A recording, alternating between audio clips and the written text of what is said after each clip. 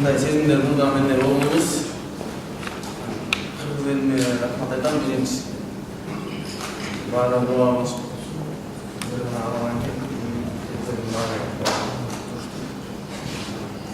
Мындай сезимдер болобуз.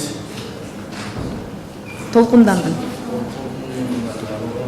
Биринчи жолу болот, мындай толкундар. Экөөбүз ыйладык башка. Пьедесталга чыгып атканда мындай медаль таккандан кийин көзүңө жаш алып мындай эмоңдар ошондогу сезимдериңди айтып берсең, кандай болду? Эмне себептен мындай сезим келди да? Өзү негизи башында даярданып жатканда ушундай медаль алып келебиз деп сеним ойып кеткенбиз. Ошол моментте ушундай медаль алып эмесмин. Ошо агайларына рахмат. Биринчиден ушуну түнөйүн ошол кыйынчылыктардын баарын эстеп ошол жаш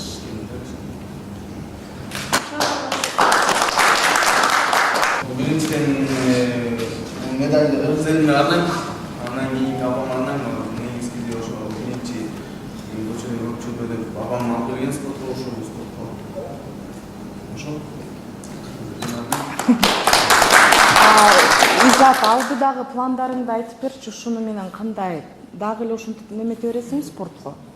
Алдыда пландарым дагы эле ушундай ийгиликтерди жараткым келет. Кыргыз элинде дагы эле ушинтип сүйүнгүм келет. Андан кийин агайлар менен чогуу бирге иштешебиз буюрса. Дагы ушул эмки олимпиадада алтын медаль алып келгенге аракет кылам.